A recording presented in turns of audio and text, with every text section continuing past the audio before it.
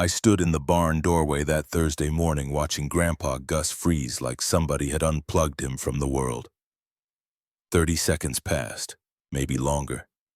His weathered hands hung at his sides, tools forgotten, while his eyes traced the lines of our John Deere Model B like he was seeing it for the first time. Or maybe seeing a ghost. The machine looked different. It was different. I'd made sure of that. 3 weeks earlier, I was nobody. Just Marigold Hartwell, 15 years old, too tall and too clumsy, the girl who wore her dead father's work shirts because they had pockets deep enough for wrenches. The girl whose hands always carried the smell of machine oil no matter how hard Grandma Lorelei made me scrub before supper. The girl the other kids at Oak Ridge High whispered about when they thought I couldn't hear. But I'm getting ahead of myself. To understand why Grandpa stood there like the ground had opened beneath him, you need to know about that Sunday in late July when everything started to crack. The Hartwell farm sat on 60 acres of Kansas flatland, where the horizon stretched so far you could watch tomorrow coming at you across the wheat fields. Our house wore white paint that had given up fighting the sun years ago, turning gray and peeling in long strips that curled like wood shavings.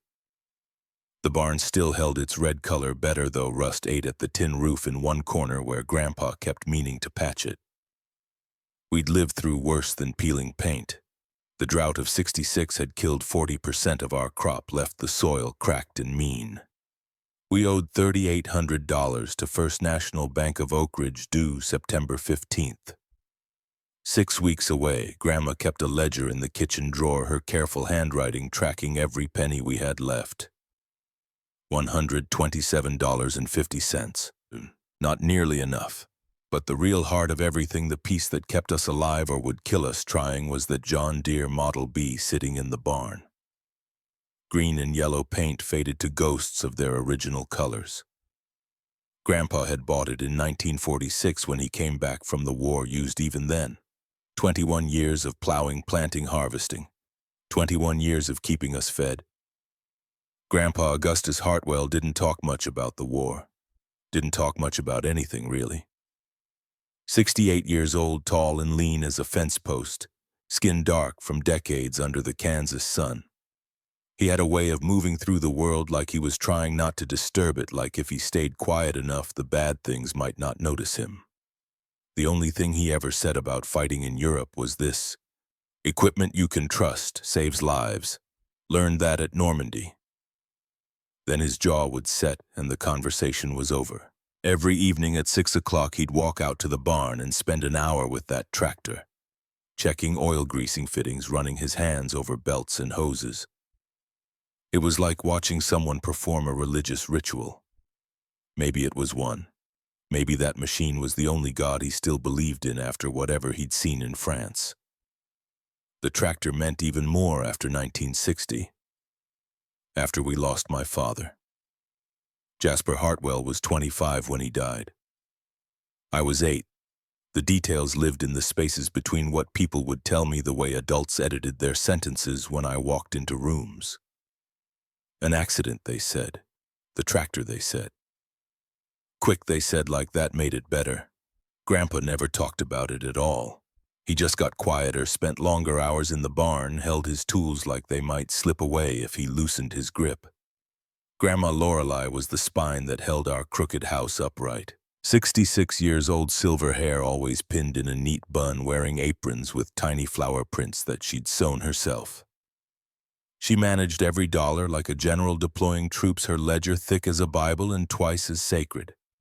She knew exactly where we stood, $3,847.23 in debt, $127.50 in the bank, $43 a month for insulin. The diabetes had caught up with her 5 years back.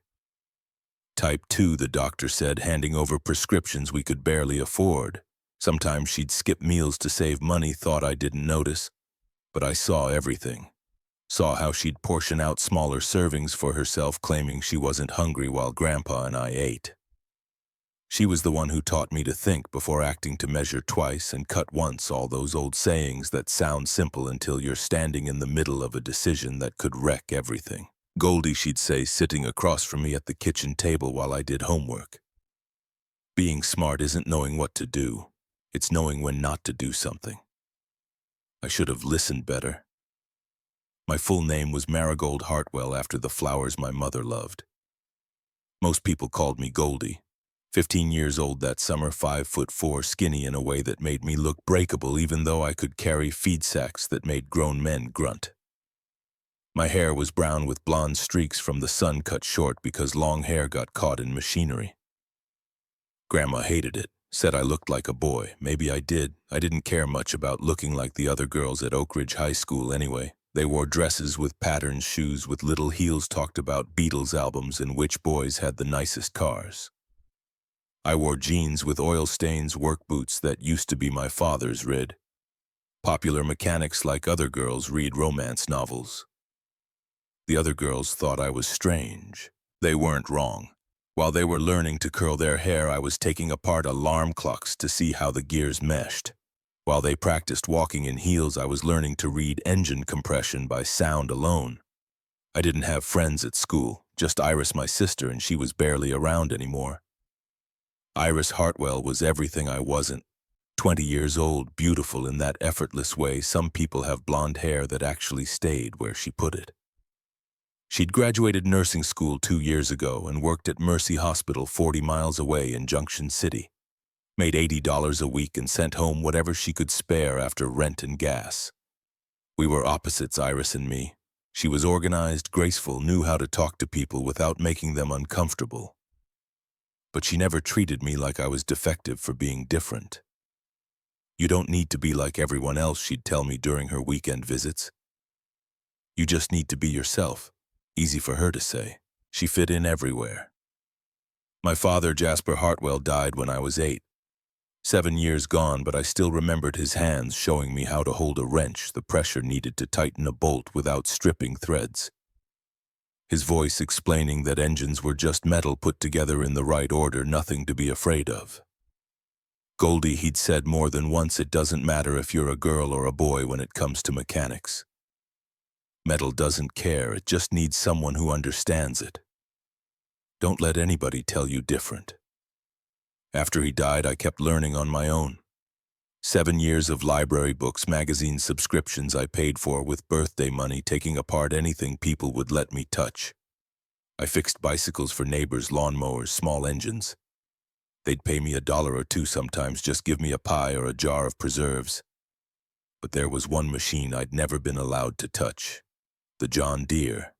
That was Grandpa's territory, sacred ground. I could watch him work on it, hand him tools, but my hands never went near the important parts. Mrs. Dottie Finch lived alone in a small house on the edge of Oak Ridge. Her workshop out back filled with welding equipment and metal stock. Everyone called her Dottie. 58 years old, widowed since 1963 when her husband's heart gave out. Dottie Finch was the only welder within 50 miles. And she was a woman. The men in town didn't like that. Made comments about women doing men's work, said it wasn't natural. But when their equipment broke and needed welding, they came to her anyway because she was better than any man they could find. She'd fix their problems, charge them fair rates, and they'd pay while looking at their feet. I started helping her when I was 13, cleaning her house, cooking meals, doing laundry. In exchange, she taught me to weld, not just how to strike an arc and run a bead, but how to understand what the metal was doing, how heat changed its structure, where strength lived in a joint. Welding isn't about melting metal together, she'd say, face shield raised, showing me a perfect bead. It's about understanding what the metal needs. Listen to it, feel it, respect it. 2 years she'd been teaching me. I got good. Good enough that she sometimes let me handle small jobs while she supervised. But she'd warned me early on, never practice on something you can't afford to lose, you understand me? Never. I'd nodded, agreed, meant it at the time. That Sunday, July 23, 1967, started like most Sundays. Church in the morning, Grandma's pot roast for lunch the afternoon, stretching, lazy and hot. Then Iris drove up in her Ford Falcon, dust trailing behind her on the gravel road. She came inside carrying worry in her shoulders, the kind of tension that meant bad news was coming.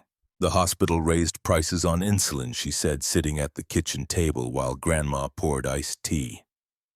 They need another $200 this month. Grandma Lorelei didn't say anything, just sat down, opened her ledger, ran her finger down the columns of numbers. Her face stayed neutral, but I saw her hand shake slightly before she closed the book. $200. We didn't have it, wouldn't have it. The math was simple and cruel. Around 3 o'clock, an engine sound came up the driveway. Not the familiar rattle of our neighbors' trucks, but something newer, smoother. I looked out the window and saw Weston Caldwell's red Jeep. West was 16, a year older than me. His father, Nathaniel Caldwell, owned 400 acres on the other side of Oak Ridge, the biggest farm in the county. 5 tractors, all new. A white 2-story house that looked like it belonged in a magazine. A black Mercedes sedan that Nathaniel drove to church on Sundays. West climbed out of his Jeep wearing clean jeans and a polo shirt, looking like he'd never touched dirt in his life. He wandered over to where Grandpa was checking fence posts. "Saw your old Model B in the barn," West said loud enough that I could hear from the porch. "My dad says tractors that old belong in museums, says it's a wonder yours still runs." Grandpa didn't answer, just kept working. West looked over, saw me standing there. His grin got wider. "Oh right, you're a girl, probably don't understand much about machinery anyway, do you?" My hands curled into fists. I stayed quiet. Watched him climb back in his Jeep and drive away, dust rising behind him like an insult. That night I couldn't sleep. Lay in bed listening to the house settle to crickets outside my window. Around 11 I heard voices from the kitchen. Grandpa and Grandma talking low. I crept to my bedroom door, opened it just enough to hear. "Lorelei, we don't have the money." "I know, Gus. The banknote's due in 6 weeks. We can't make it." Silence. Long enough that I thought maybe the conversation was over. Then Grandma's voice so quiet I almost missed it. "Maybe we should consider selling the farm." More silence. Then something I'd never heard before. Grandma Lorelei crying. Not loud, not dramatic, just small broken sounds that made my chest hurt. I closed my door, sat on my bed, stared at the wall. Something had to change. We needed money. We needed the farm to produce more, faster, better. We needed that old tractor to work like it was worth something. And maybe I needed to prove something too, prove that West Caldwell was wrong. Prove that being a girl didn't make me useless, prove that my father had been right when he said I could do this work. The idea started forming then, though I didn't recognize it yet, not fully. Just a whisper in the back of my mind saying, what if? The next morning I went up to the attic. We kept most of my father's things up there, boxes and trunks nobody had the heart to sort through. I dug through them until I found an old leather journal, the cover worn soft with age. Inside, my father's handwriting. Neat, careful, the letters slanting slightly to the right. I flipped through pages of notes about crops, weather, expenses. Then I found an entry from June 15, 1960. Today I tried to modify the carburetor on the John Deere. Thought I could increase horsepower by 20% if I changed the fuel mixture and airflow. I was wrong, failed completely. Nearly destroyed the engine.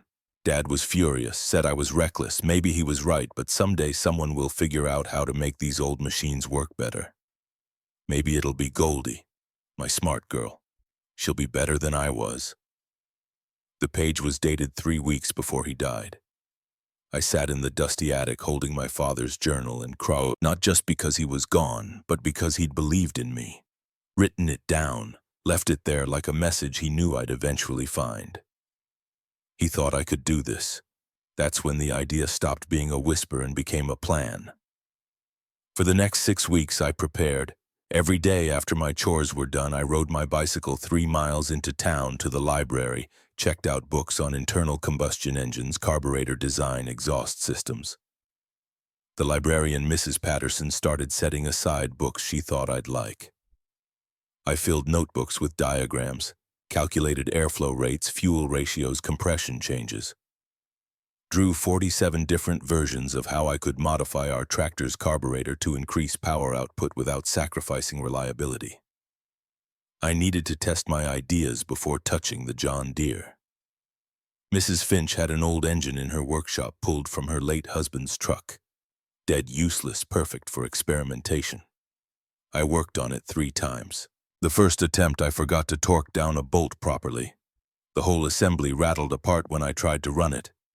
The second time I welded a bracket at the wrong angle. The metal cracked under stress. The third time everything held together. The modified carburetor pulled more air-mixed fuel, better, ran smoother than the original design. Mrs. Finch found me in her workshop that afternoon grinning at a greasy engine that actually worked. "What exactly are you planning to do with all this knowledge?" Her voice wasn't angry, just curious, maybe concerned. "Just learning," I said. She looked at me for a long moment, her eyes sharp behind her safety glasses. She knew I was lying, but she didn't press. The opportunity came in late August. Grandpa's cousin Temperance, who lived in Kansas City, fell and broke her leg. Grandpa needed to drive up and help her make sure she had everything she needed. 4 days, he said.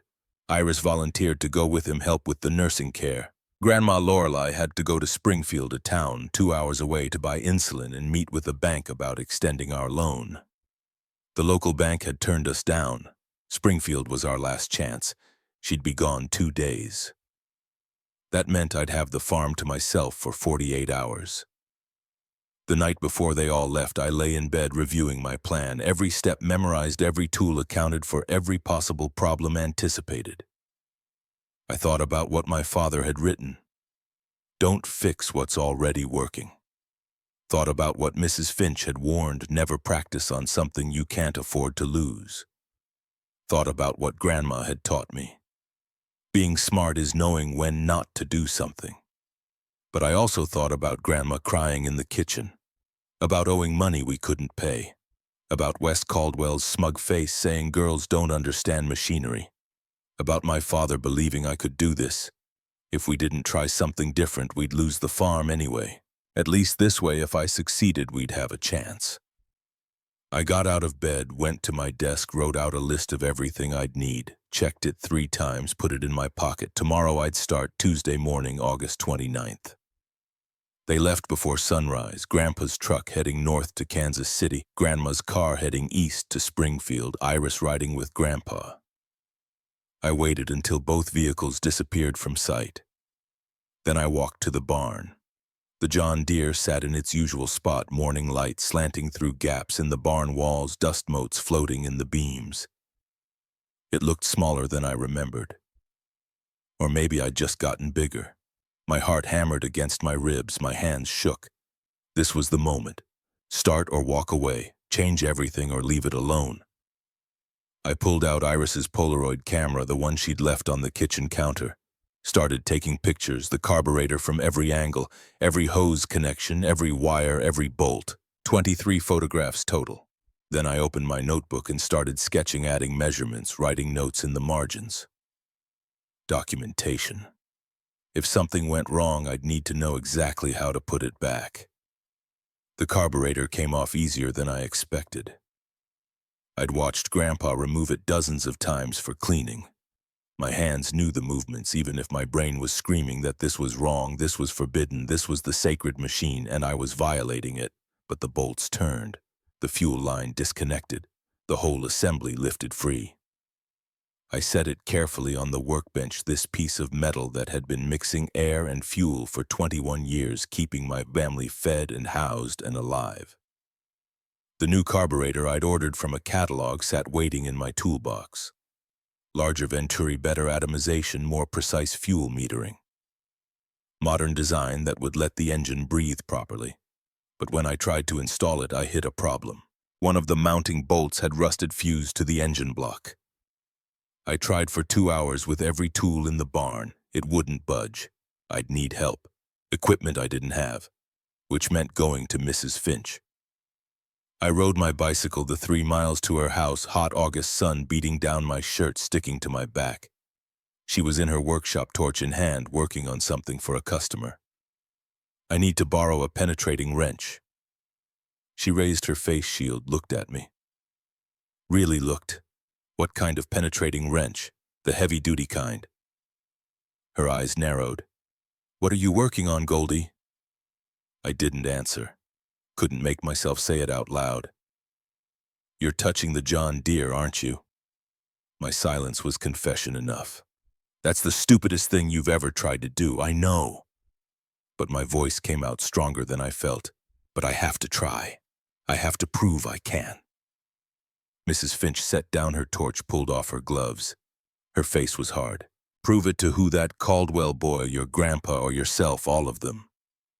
She shook her head. You understand what happens if you mess this up. That tractor is all your family has. You break it. They lose everything. I know. And you're still going to do it. Yes. She stared at me. I stared back.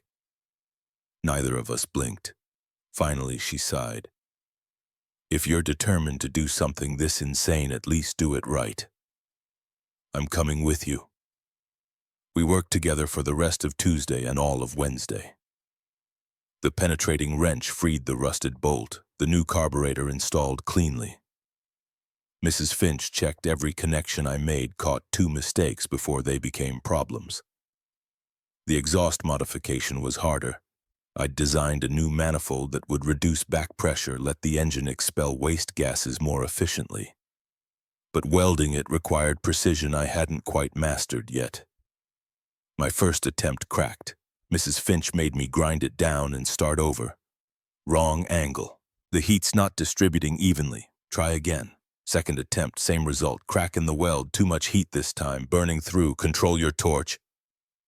Third attempt took 4 hours. My hands ached. My back hurt from bending over the work. Sweat dripped into my eyes, but the weld held perfect bead, even heat distribution, strong joint.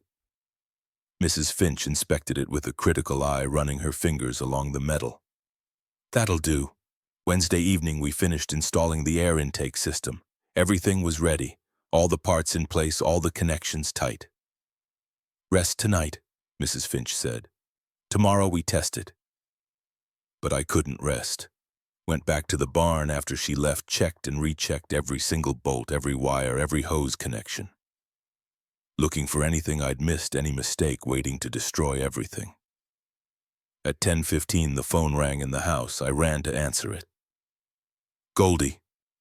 It's Iris. Hey, I'm calling to let you know Grandma's coming home early. Tomorrow afternoon, around 4 o'clock. My stomach dropped.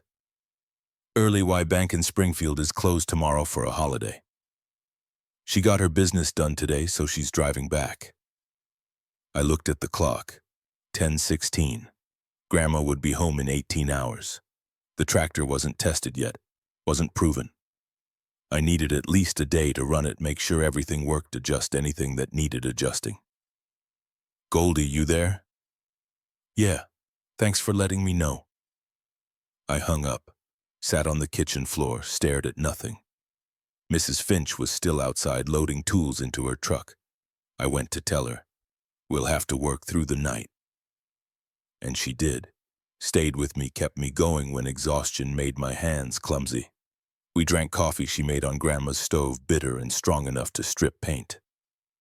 Around 3 in the morning, while we were waiting for the engine to cool before making final adjustments, she told me a story.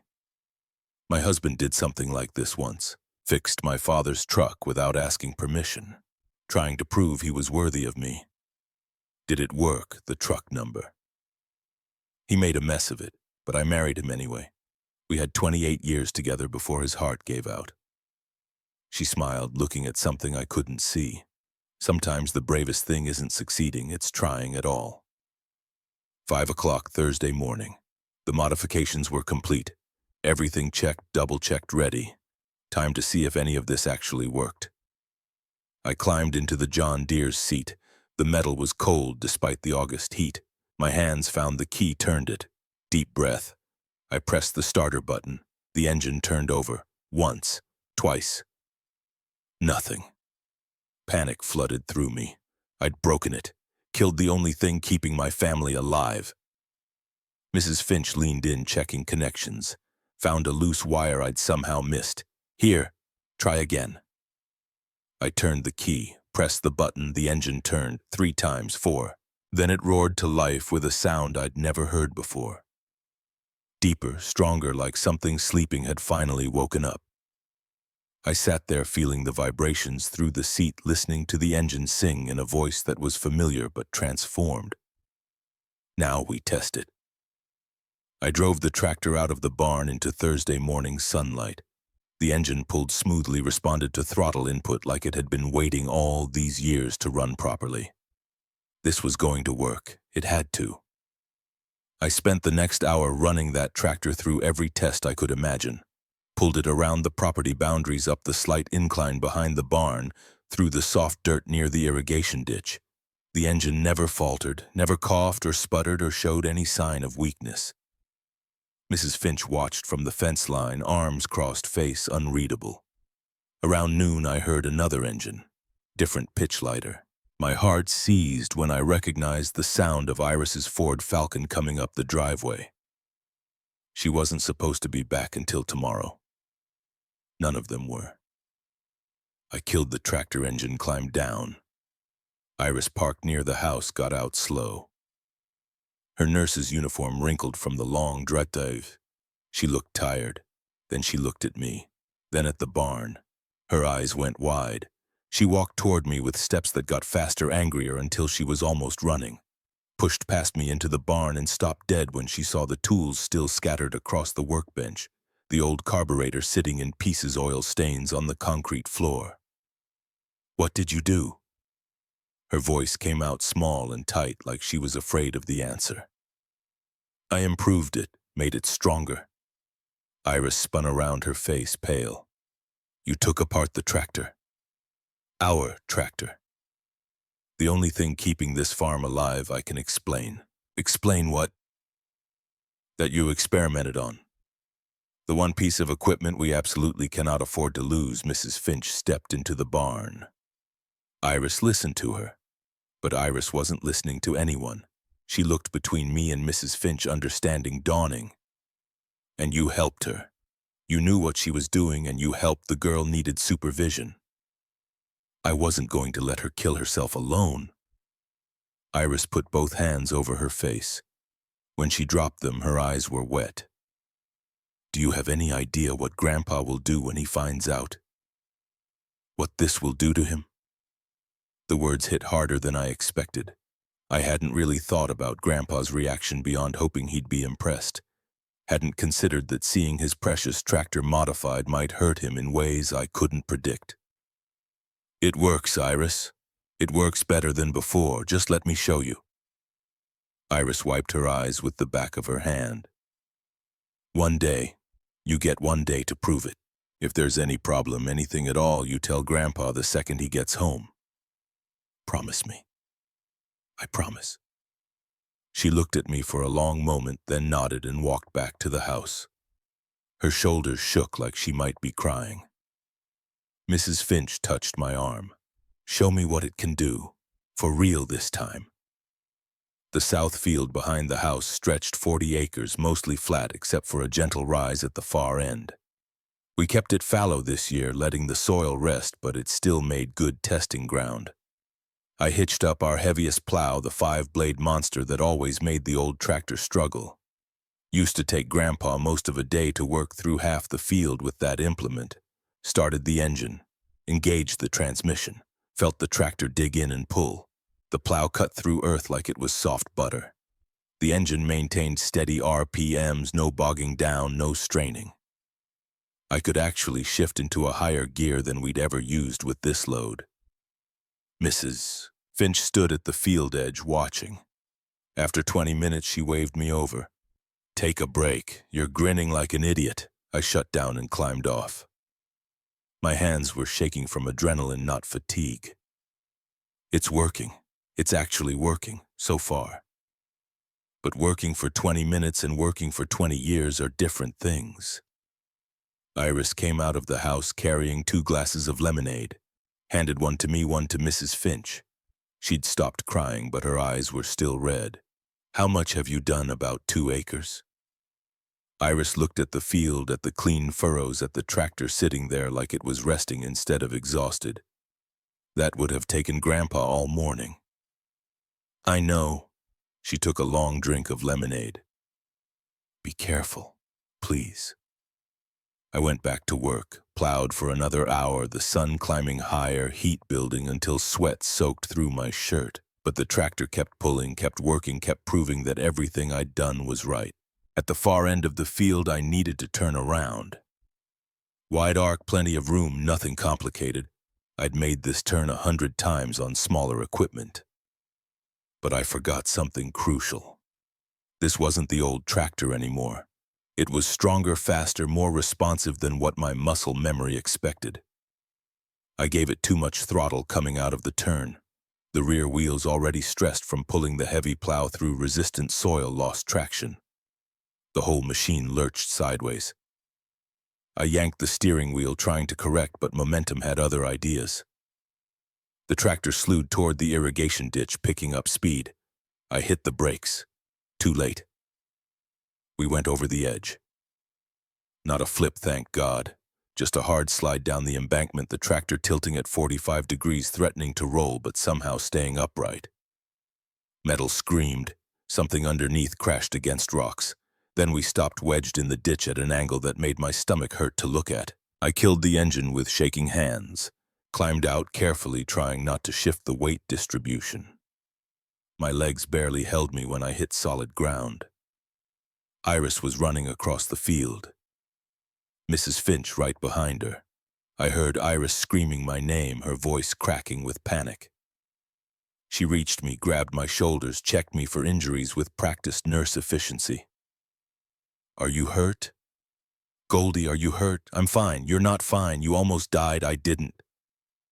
The tractor's stable, but it wasn't stable, and it wasn't fine either. The exhaust pipe I'd so carefully welded had caught a boulder on the way down. Cracked clean through, oil dripped from somewhere underneath, forming a dark puddle that spread across the ditch bottom. Long scrapes gouged the tractor's side where it had scraped against dirt and rock. Mrs. Finch slid down into the ditch, assessing the damage with the cold eye of someone who'd seen plenty of mechanical disasters. Exhaust is broken. You've got a loose oil line, maybe worse. And we're going to need a winch to get this thing out. When's your grandma due back? Iris checked her watch. 3 hours, maybe less.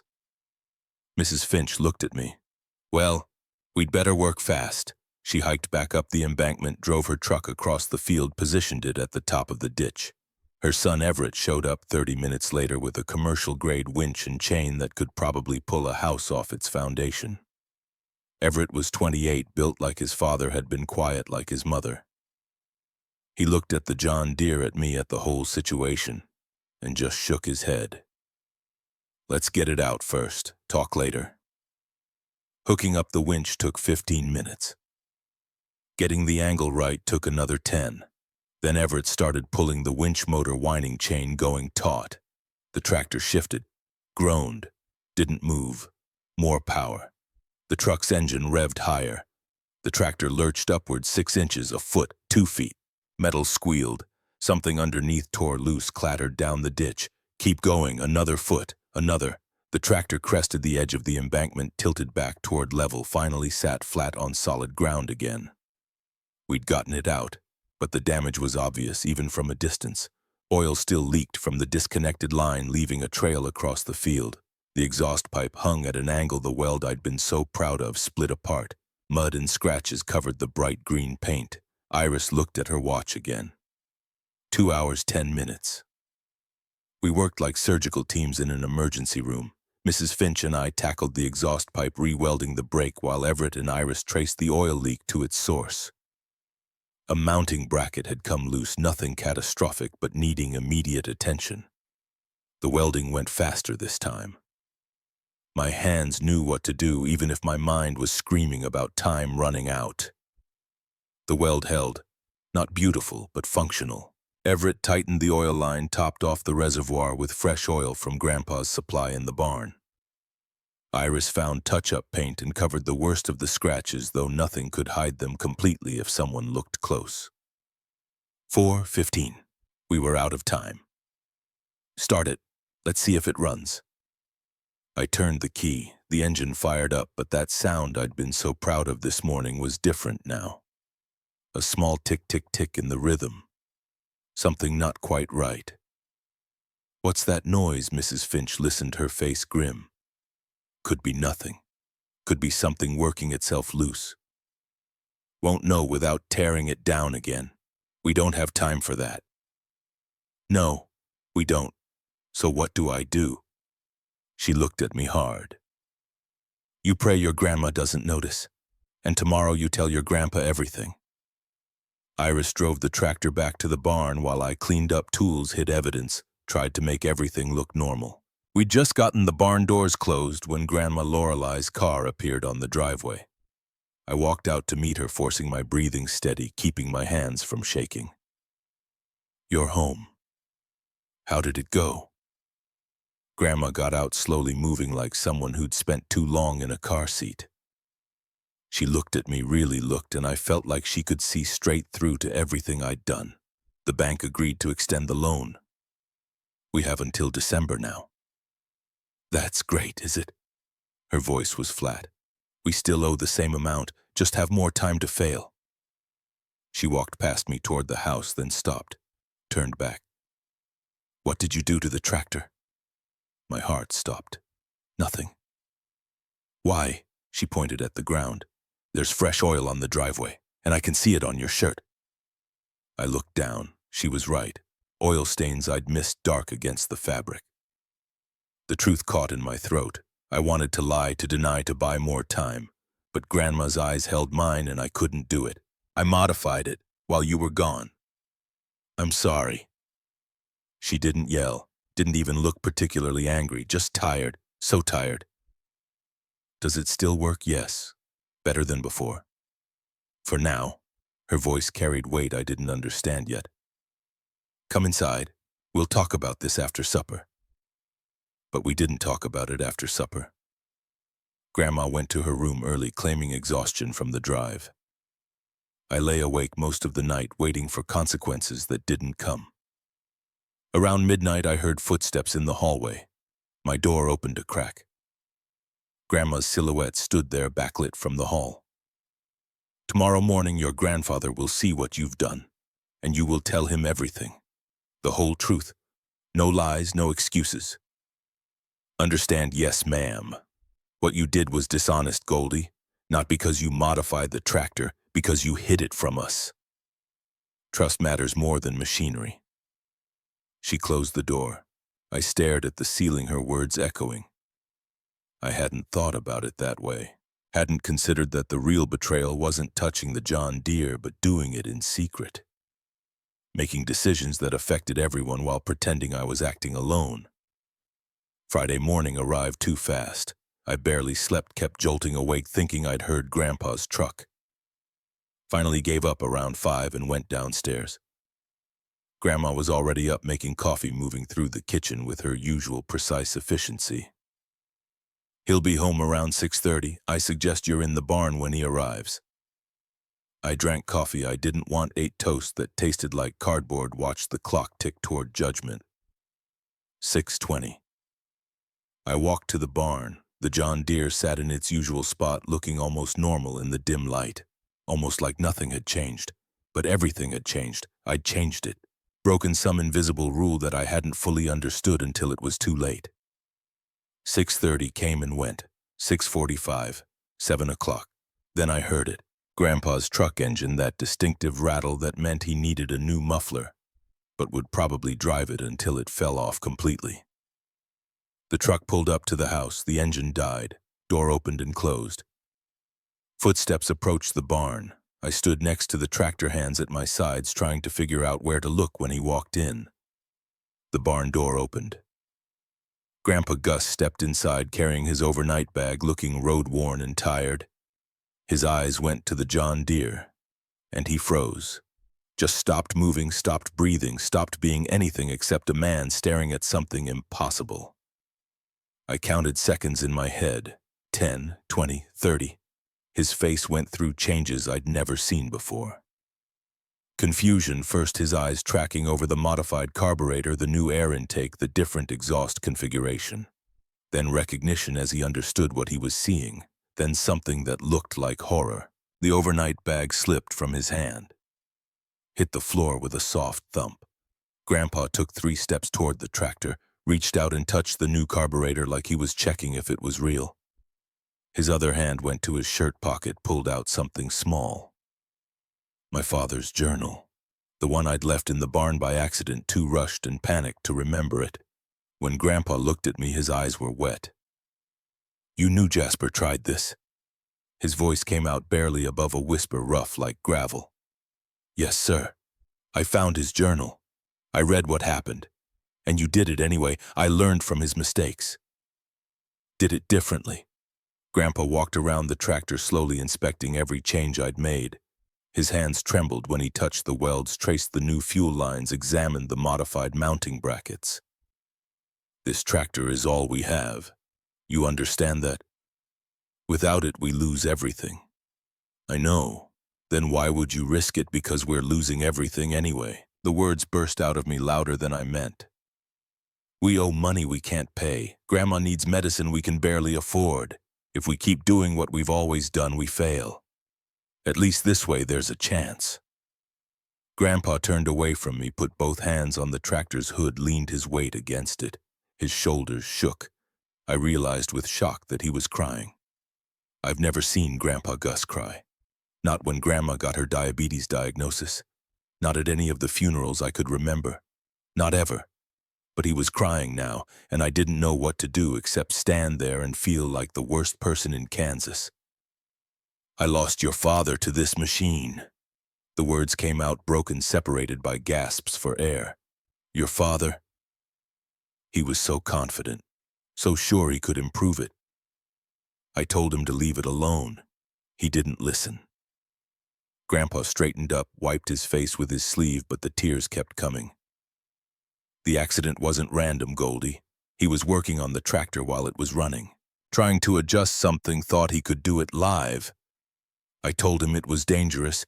He said he knew what he was doing. The engine caught his shirt, pulled him in. By the time I got to him," he stopped, couldn't finish. I stood there, my own eyes burning, understanding for the first time the weight of what I'd done. I hadn't just modified a tractor. I'd reopened a wound that had never really healed. "I didn't know. I'm so sorry. I didn't know that's how it happened." "Now you do. Now you know why I can't lose you too." The barn door opened. Grandma Lorelei stepped inside, her presence somehow making the space feel less crushing. "Frank, that's enough." Her voice was gentle but firm. "Goldie is not Jasper. She didn't work on a running engine. She spent 6 weeks preparing. She learned proper welding from Dottie Finch. She had a plan, but she lied to us, yes. She did, and that was wrong." Grandma turned to look at me. "Very wrong. Trust is sacred in this family, and you broke it." Then back to Grandpa. "But lying about the project doesn't mean the project itself was foolish. Our granddaughter isn't reckless, she's desperate. And maybe we should have been listening when that desperation started showing." "I wasn't desperate. I just wanted to help, by putting yourself at risk, by gambling with our livelihood without asking." The words stung because they were true.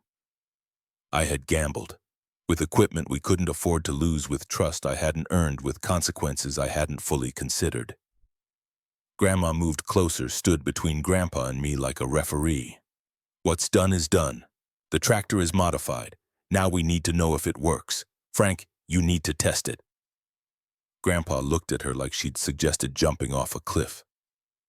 "Test it unless you want Goldie's work to be meaningless. Test it. See what she's built. Then decide." He stared at the John Deere for a long moment, then nodded once, short and sharp. "All right, we'll test it. But if anything is wrong, anything at all, we stop immediately." He looked at me. "Get in. We're going to North Ridge Field." My stomach dropped. North Ridge. The field with the heaviest clay soil in the county. The field where my father had died. That seemed intentional. A test with layers I wasn't ready to face. We walked across the property in silence. Grandpa drove, I sat on the fender, Grandma and Iris followed in Grandma's car. Mrs. Finch must have seen us heading out because her truck appeared too parking at the field edge. The whole family gathered to watch me either save us or destroy us. Grandpa engaged the transmission, started pulling the same 5-blade plow I'd used yesterday. The tractor dug in muscles of steel and combustion coming to life. For 10 minutes, everything was perfect. The engine pulled smoothly through soil that normally made it labor. The power increase was undeniable even to someone as skeptical as Grandpa. I saw his grip on the steering wheel loosen slightly. Saw something like hope start to show in his face. Then the ticking sound I'd heard yesterday came back. Louder now, more insistent. Grandpa heard it instantly. Killed the engine, climbed down. What's that noise? I don't know. It started after the accident yesterday. What accident? I told him. Everything. The test run, the lost traction, the slide into the ditch, the damage, the rushed repairs. Every detail I'd been hoping to hide. Grandpa's face went through several colors. Red, white, red again. You crashed it and didn't tell me I was going to tell you. I promised Iris I would, but you didn't tell me when I first walked in. You let me find out like this. He knelt next to the tractor, started examining the undercarriage. I knelt beside him, watching him trace fuel lines, check mounting points, feel for anything loose. His hand stopped on something I couldn't see, stayed there a long moment.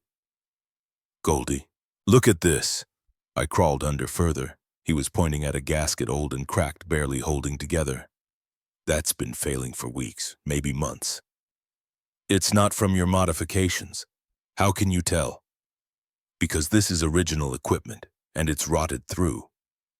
He kept examining his movements, getting more focused. Found the oil line that had come loose in the crash, traced it to its connection point.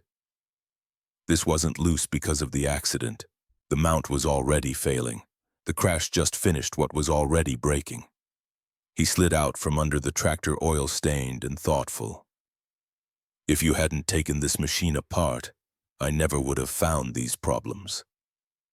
Another 2 weeks, maybe 3, and this engine would have seized completely. During harvest season, so I saved it accidentally. The exhaust work you did is sloppy. You rushed the welds after the accident and it shows. But the core modifications, the carburetor, the intake system, the design work, those are solid. He stood up, looked at me straight on. You had no right to do this without permission. You broke our trust and put yourself in danger, but you also might have saved this farm from total disaster. I didn't know what to say. Sorry felt too small. Thank you felt wrong. We're going to fix this properly, you and me, together. Then we're going to set rules about what you can and cannot touch without asking. Yes, sir. Mrs. Finch walked over from where she'd been watching. Everett stood by her truck, probably fighting the urge to say something like, I told you so. The girl did good work, Gus, with supervision being the key phrase. Grandpa looked at Mrs. Finch with something that might have been gratitude. Thank you for keeping her alive. Someone had to. She's too stubborn to quit once she starts something. Wonder where she gets that from. Grandma Lorelei said, looking pointedly at Grandpa. The next week was a blur of work. Grandpa and I rebuilt the engine mounts properly, replaced the failing gasket, redid my exhaust welds with professional precision. Mrs. Finch supervised, pointing out mistakes, demanding we do things right instead of fast. Iris brought lunch out to the barn every day, watched us work with relief in her eyes. The crisis had passed. We were still a family. By the following Friday, the John Deere ran perfectly. No ticking, no leaks, just smooth power that made Grandpa shake his head in what might have been admiration. News spread through Oak Ridge the way news always did in small towns. People talked, came by to see the modified tractor. Some were impressed. Some thought we were crazy. Virgil Brennan showed up on a Saturday morning, hat in hand. Heard your granddaughter's got a knack for machinery. I've got an international harvester that's been giving me trouble. Think she could take a look. Grandpa glanced at me, then back at Virgil. She could, but there's conditions. 1, I supervise the whole job. 2, you pay a fair rate for both our time. 3, you understand that we're learning as we go. Virgil nodded. Fair enough. $50 sound reasonable. $50. More money than I'd ever earned in my life. That evening, Grandpa called me into the barn. He looked serious, which wasn't unusual, but also uncertain, which was. If you're going to do this work on other people's equipment, we need rules. I'm listening. First rule, complete honesty. You tell me everything you're planning every step of the way. No secrets, I promise. Second, no rushing. We work careful, methodical, quality over speed. Okay. Third, we work together. You don't take on jobs without me or Mrs. Finch present, not until you've got at least 2 years more experience. That's fair. He pulled something from his workbench drawer, a small box wrapped in brown paper. This is for you. Early birthday present. I unwrapped it carefully. Inside was a set of precision measuring tools. Micrometers, calipers, gauges. Professional-grade equipment that must have cost him a month's worth of crop money. You're talented, Goldie. Your father would be proud, but talent without discipline is dangerous. These tools will help you learn precision. Use them well. I couldn't speak, just nodded and held the box like it was made of something more precious than steel. The Virgil Brennan job started the following Monday. His International Harvester 1958 had a completely different engine architecture than our John Deere. Different fuel system, different cooling, different everything. Grandpa warned me from the start, every machine is unique. What worked on ours won't necessarily work on his. I thought I understood, but understanding and truly knowing are different things. We spent 3 days diagnosing Virgil's problem, traced it to a carburetor issue similar to what our John Deere had. I was confident I knew the solution, had done this before, could do it again. When Grandpa suggested using a Type A gasket for the rebuild, I disagreed. Type B would be better. It's newer, can handle higher temperatures. Are you sure this engine runs hotter than ours? I'm sure. Grandpa looked at me for a long moment, then nodded. Your call.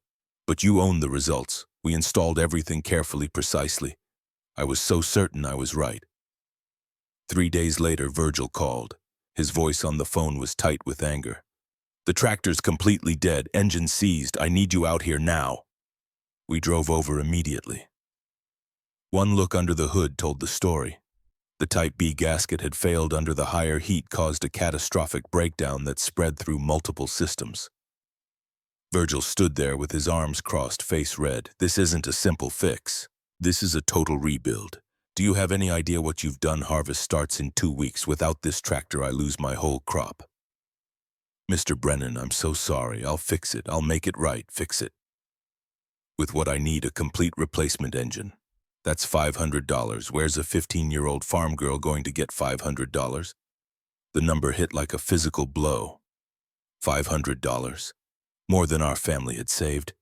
More than I could earn in years. Grandpa pulled Virgil aside, spoke in low tones I couldn't hear. Virgil shook his head, walked away to his truck without looking back. On the drive home, Grandpa didn't say anything. Didn't need to. The silence was louder than any lecture. That night, the family held a council around the kitchen table. Grandma had her ledger open, pencil in hand, running numbers that didn't add up. We have $147 in savings. Not enough. Iris spoke up. I have $280 in my account. Savings for nursing school. I can use that. Absolutely not, Grandma said. That's your future. I'll quit school, get a job, pay it back. No, Grandpa said firmly. You made the mistake, but we don't sacrifice your education for it. I sat there feeling like the weight of everyone's disappointment might crush me into the floor. Saturday morning, Mrs. Finch's truck pulled into our driveway. She got out carrying an envelope. Inside our kitchen, she set the envelope on the table. $500. Dottie, we can't accept this. Yes, you can. This is money Goldie earned working for me over the past 2 years. I've been saving it for her. Consider it an advance on future wages. But that's your money. No, it's hers. She worked for it. Now she's paying for her education. She looked at me directly. But there's a condition. You take this money, you commit to learning properly. No more shortcuts, no more assumptions. You study, you practice, you listen to people with more experience. Understood, yes, ma'am. And you pay me back. Not in dollars, in becoming the best mechanic in this county. I took the envelope with shaking hands. It felt heavier than paper should. We paid Virgil Brennan that afternoon. He accepted the money without comment, but his eyes, when he looked at me, carried something that wasn't quite forgiveness. Over the next 3 months, I learned more from failure than I ever had from success. Grandpa and Mrs. Finch taught me properly, slowly. Every machine got treated as unique. Every assumption got questioned. Every shortcut got called out. I fixed Virgil's tractor correctly, refusing payment. He thawed slightly, eventually sent another customer my way with the grudging recommendation that I was careful now, thorough, could be trusted. Word spread, slowly. I wasn't the miracle girl mechanic. I was the girl who'd made a massive mistake and learned from it. That was better anyway, more honest. Our John Deere kept running strong. The modifications held up through harvest season, through winter, through another planting cycle. The extra power let us finish work faster, take on some custom work for neighbors, earn money that slowly pulled us away from the edge of financial collapse. By late November, we'd saved enough to make the first major payment on the extended bank loan. The farm was still standing. That would have to be enough for now. Christmas 1968 arrived with snow that turned the Kansas fields into blank pages. The farmhouse smelled like Grandma's gingerbread and the pine tree Grandpa and I had cut from the back 40. Iris came home for 3 days, her nursing uniform replaced with a red sweater that made her look younger than 20. We gathered in the living room after dinner, the tree lights casting colored shadows across walls. Grandpa handed me a package wrapped in brown paper and twine heavier than it looked. Open it. Inside was a toolbox, not just any toolbox. A machinist's chest made of oak and brass, the kind professionals used, with drawers that slid on ball bearings and compartments lined with felt. It must have cost more than we'd made from 2 months of custom work. Grandpa, this is too much. No, it's exactly right. You've earned it. But remember what it represents. His voice carried weight that had nothing to do with the gift itself. I trust you now, but trust has to be maintained every single day. One lie, one hidden mistake, and we're back to where we started. I won't let you down. I know. That's why I'm giving you this. Grandma handed me something smaller, a framed photograph I'd never seen before. My father at maybe 20, standing next to the John Deere, grease on his hands and a smile on his face. He would have been proud of who you're becoming, but prouder that you learned from his mistakes instead of repeating them. Her fingers touched the frame gently, like the glass might break. You don't have to prove anything to anyone, Goldie. Not to that Caldwell boy, not to the town, not even to yourself. You're already enough. The words settled somewhere deep. I'd spent so long trying to prove I could do things that I'd forgotten to ask whether I needed to prove anything at all. That night, lying in bed while snow fell outside my window, I made a list of things I wanted to learn, not to impress anyone, just to know. Electrical systems, hydraulics, metallurgy, diesel engines. The list filled 2 pages before sleep finally took me. Spring of 1969 brought more customers. A farmer from 3 counties over who'd heard about the girl who could resurrect old equipment, a widow whose late husband's tractor had been sitting unused for 5 years, an elderly man who wanted to keep his father's 1940 farmall running just a little longer. Each job was different. Each one taught me something, and each one I did with Grandpa or Mrs. Finch, watching, checking, making sure I didn't rush or assume or take shortcuts. Virgil Brennan stopped by in April with a case of motor oil and an apology. I was hard on you last fall, harder than I should have been. You made a mistake, but you owned it. That counts for something. He set the oil on our porch. I've been telling people you're reliable now. Slow but reliable. Hope that's all right. Slow was fine. Slow meant careful. Slow meant I was learning to value precision over speed, thoroughness over flash. That summer, Weston Caldwell's father had trouble with his newest international harvester. The dealership couldn't figure out the problem, left the machine sitting in their shop for 3 weeks with no answers. Nathaniel Caldwell didn't want to ask us for help. His pride wouldn't allow it, but his desperation eventually won. He showed up on a Tuesday afternoon driving his black Mercedes, parking it like he was afraid Kansas dirt might contaminate the paint. "I hear you've developed some skill with engines." "Some. My tractor has been at the dealership for a month. They're incompetent. I need someone who actually understands machinery." I could feel Grandpa tensing beside me, ready to turn this man away, but I touched his arm gently. "We can look at it, but we work methodically. Could take a week or more to diagnose." "I don't pay for time. I pay for results. Then you might want to stick with the dealership. We charge for both time and results, and we don't rush." Nathaniel's face reddened. He wasn't used to being told no, especially not by a teenage girl in oil-stained coveralls. "Fine, but I expect updates every day, and if you can't fix it, you don't get paid." "Deal." After he left, Grandpa looked at me with something between admiration and concern.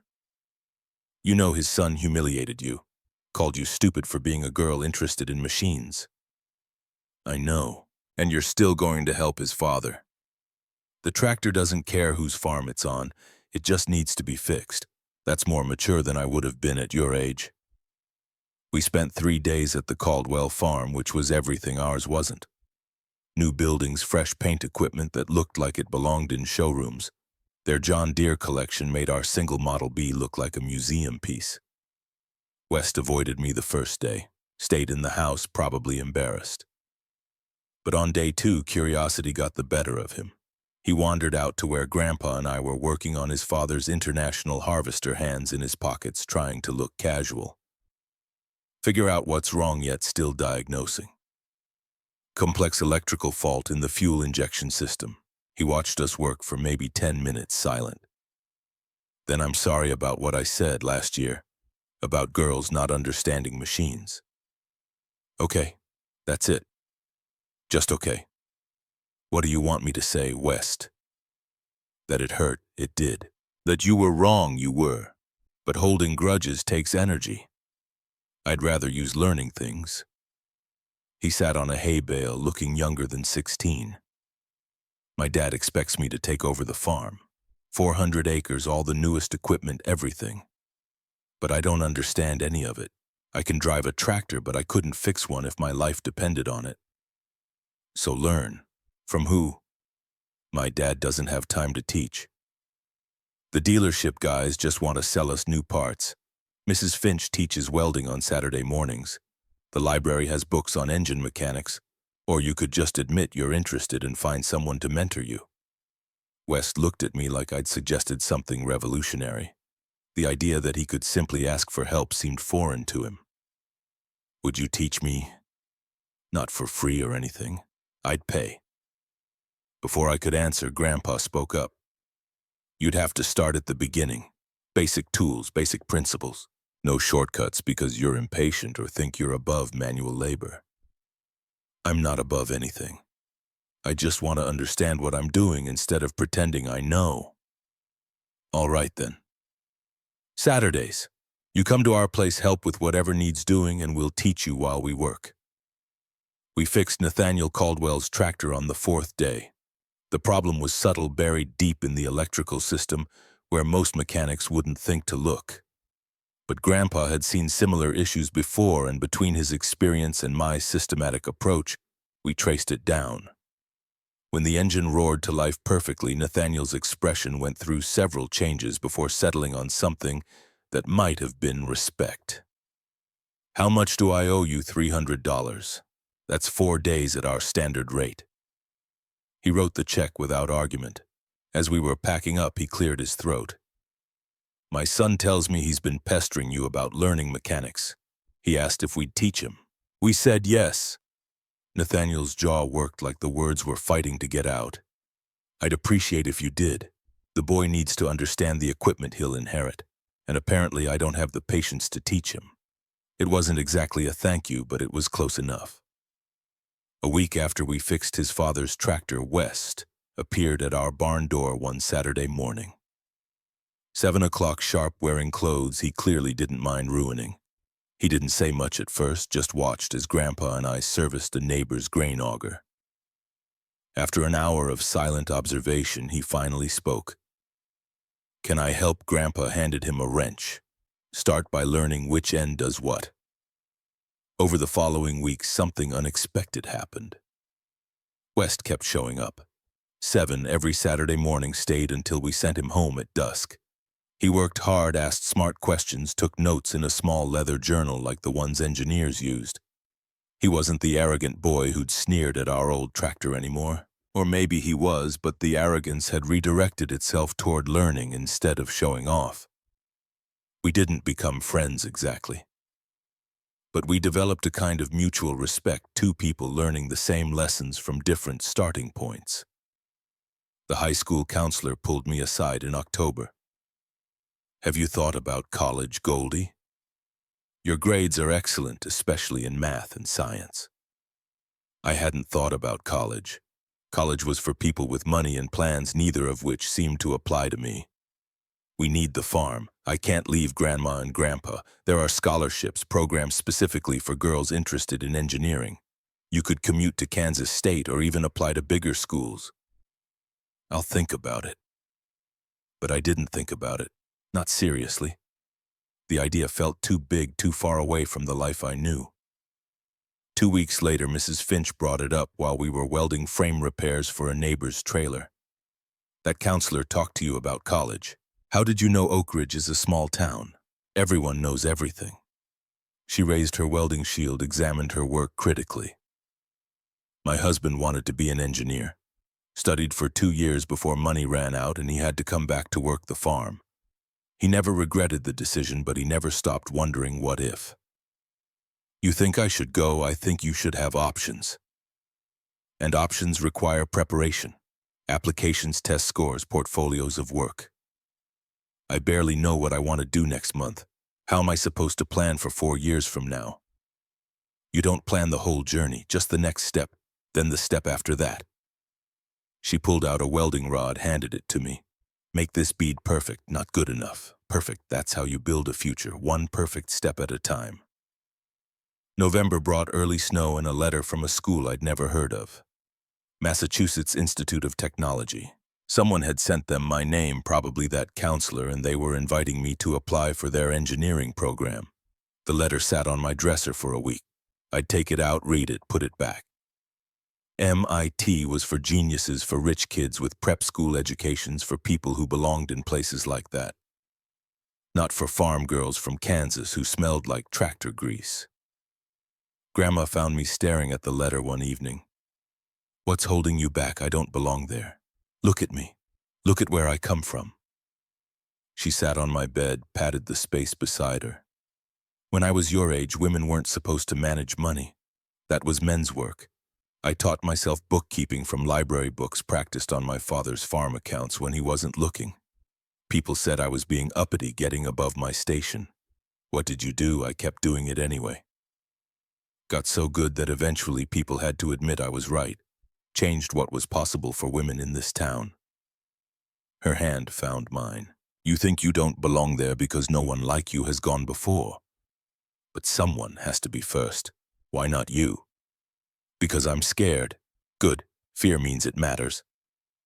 I filled out the MIT application on a Saturday in December, took the required tests at a high school in Junction City, wrote essays about modifying tractors and learning from failure and understanding that the bravest thing isn't succeeding on the first try. Sent it all off in January and tried not to think about it. The John Deere Model B kept running through another winter, another spring. We used it for our own work and hired it out for custom jobs, the extra income slowly building our savings to numbers that would have seemed impossible 2 years ago. Iris got married in June. Small ceremony at the Methodist church reception in the parish hall with cake and punch. She looked radiant in a simple white dress. Marcus looked terrified, and everyone cried during the vows. I stood next to her as maid of honor, wearing a dress that felt foreign after years of coveralls and work boots. At the reception, she pulled me outside into the warm evening air. "I'm scared, Goldie. Scared of moving away, scared of being a wife, scared of all the things that could go wrong." "You're the bravest person I know." "No, you are. You took apart the tractor that kept us alive. That's the scariest thing anyone in this family has ever done." She smoothed her dress, looked back at the parish hall where Marcus was dancing with Grandma. "But scared doesn't mean don't do it. It just means it matters enough to be worth the fear." In May 1970, I got my acceptance letter from MIT. Full scholarship, room, board, tuition, everything covered. They wanted me to start that fall. I sat at the kitchen table, letter in hand, unable to process what it meant. Grandma saw it first. Her face lit up brighter than I'd seen in years. "Goldie, this is extraordinary. I can't go. The farm needs me. The farm needs you to become everything you're capable of being, not to stay small because you're afraid of being large. But who'll help Grandpa with the custom work? Who'll fix things when they break? West has been training for 8 months. He's competent now. And there are other mechanics. The farm survived before you. It'll survive while you're at school." Grandpa came in from the barn, read the letter over Grandma's shoulder. I waited for him to say I couldn't go, that they needed me too much. "When do you leave?" "August. But I'm not going." "Yes, you are." His voice was firm, the tone that meant argument was pointless. "Your father would have given anything for an opportunity like this.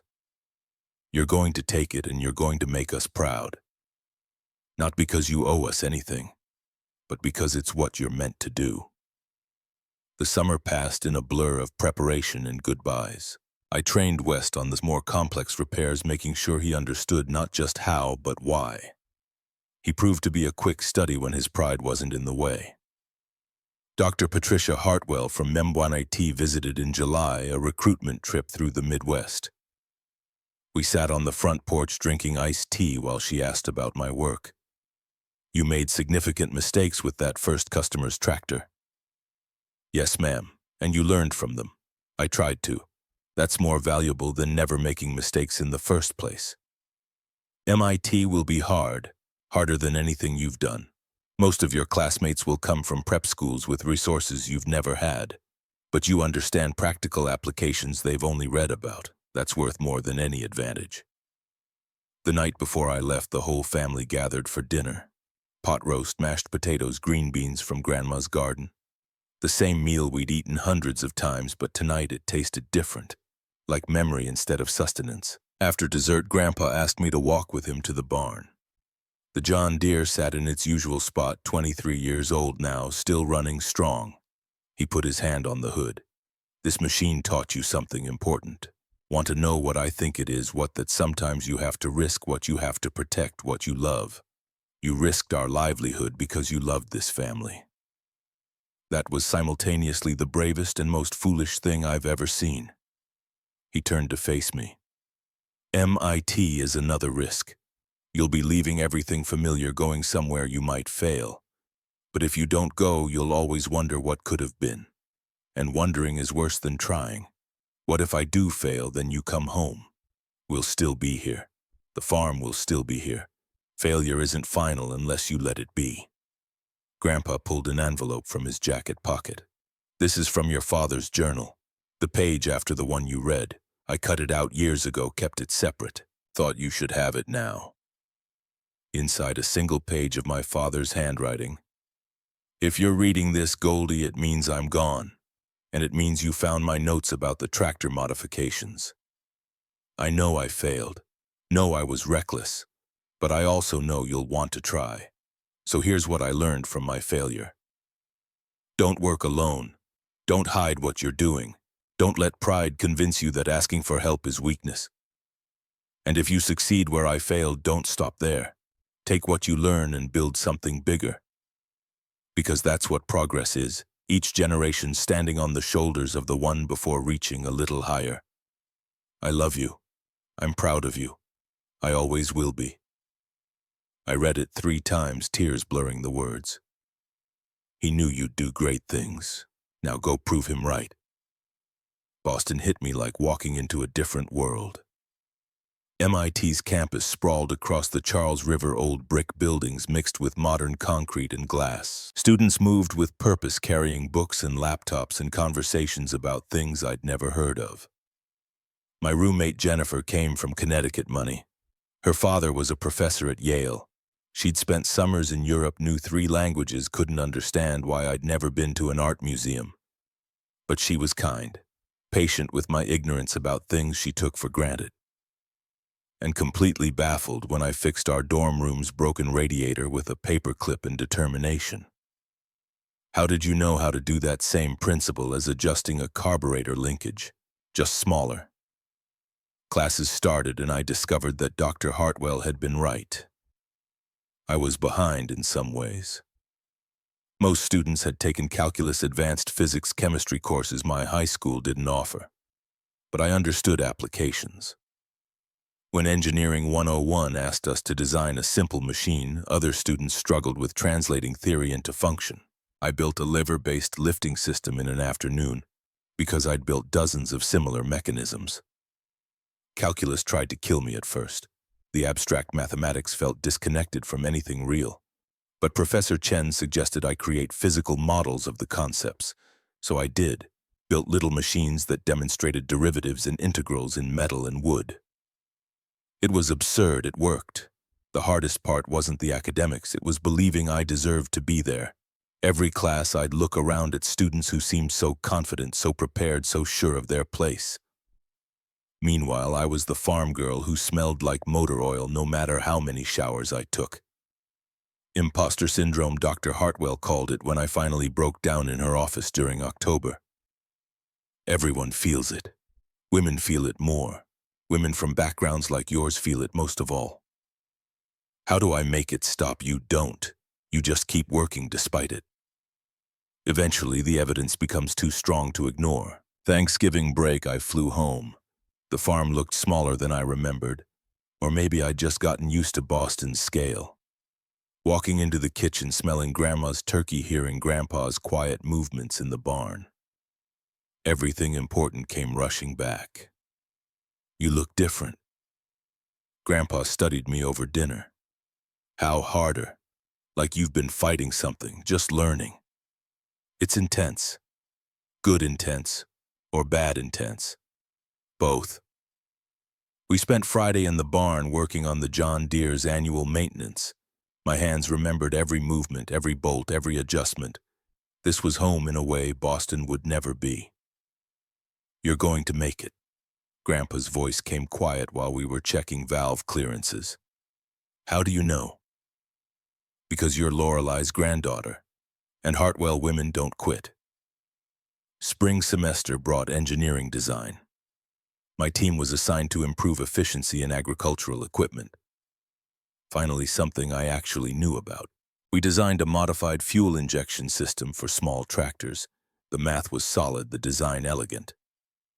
But when we tried to build a prototype, nothing worked. My teammates wanted to scrap it and start over. I insisted we could fix it. This is exactly what happened with my tractor. The design is sound. We just need to debug the implementation. We spent 3 weeks troubleshooting. Slowly, the prototype started working, then working well, then exceeding our projections. Our professor entered it in a regional competition. We won 3rd place and scholarship money. The local newspaper ran a story, "Kansas Farm Girl Brings Practical Knowledge to MIT Innovation." Grandma framed the article. Summer 1971.